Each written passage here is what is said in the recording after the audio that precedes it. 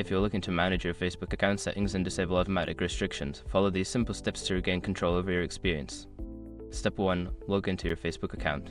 Start by opening your web browser or app and logging into your Facebook account using your credentials. Step 2. Access settings.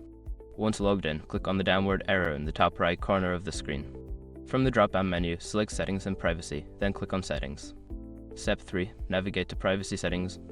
In the left sidebar, find and click on Privacy. This section contains various options related to who can see your posts and how your information is shared. Step 4. Review your activity log. Scroll down to find Activity Log and click on it.